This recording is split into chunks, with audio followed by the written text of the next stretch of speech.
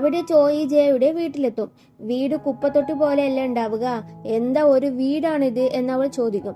അപ്പൊ ചോയി അവിടെ നോക്കുമ്പോ മറ്റവൻ തൂങ്ങിച്ചാകാൻ നിന്നില്ലേ, ആ കയറ് കാണും. ജീവിതം അടുത്ത് ഞാൻ മരിക്കാൻ നിൽക്കാനെന്ന് തോന്നുന്നു എന്ന് അവളോട് പറയും.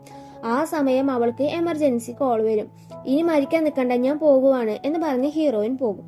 അവിടെ ജയ TV ഓണാക്കുമ്പോ ഒരു പെണ്ണിനെ അതിൽ കാണും. നോക്കുമ്പോ അതൊരു CCTV ക്യാമറ ആയിരിക്കും.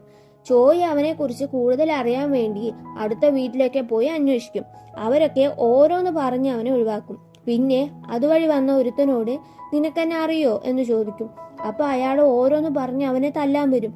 ചോയ് അപ്പൊ നല്ല അടിപൊളിയായിട്ട് അവിടെ ഒരു ഫൈറ്റ് ചെയ്യുന്നത് കാണാം. പെട്ടെന്നാണ് ചോയ്ക്ക് ബോധം വരുന്നത്. നിനക്കെന്തെങ്കിലും പറ്റിയോ എന്ന് അയാൾ അടി വാങ്ങിയില്ലേ അവനോട് ചോദിക്കുമ്പോൾ അയാളാണെങ്കിൽ കണ്ടം വഴി ഓടും.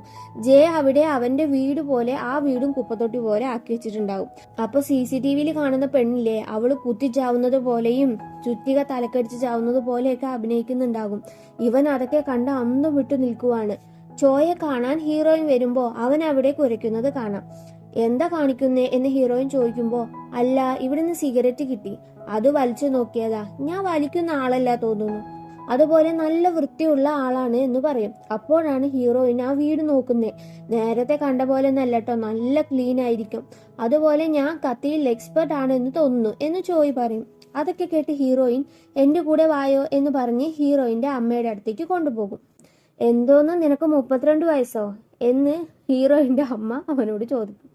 അമ്മ പറ്റിയ നല്ലൊരു പണി റെഡിയാക്കി കൊടുക്കോ എന്ന് ചോദിക്കുമ്പോ പറ്റില്ല എന്ന് പറയും. അയ്യോ എനിക്ക് ക്യാഷ് തരാനുണ്ട്, അവൻ്റെ വാങ്ങാൻ ഇതല്ലാതെ വേറെ വഴിയില്ല എന്ന് ഹീറോയിൻ പറയും. അപ്പോൾ ഹീറോയിന്റെ അമ്മ അറിയാത്ത ആളുകൾക്ക് ക്യാഷ് കൊടുക്കാൻ നിന്നോട് ആരാ പറഞ്ഞ് ചോദിച്ചു ചൂടാകും. പിന്നെ വേറെ വഴിയില്ലാതെ ജോലി റെഡിയാക്കി കൊടുക്കും.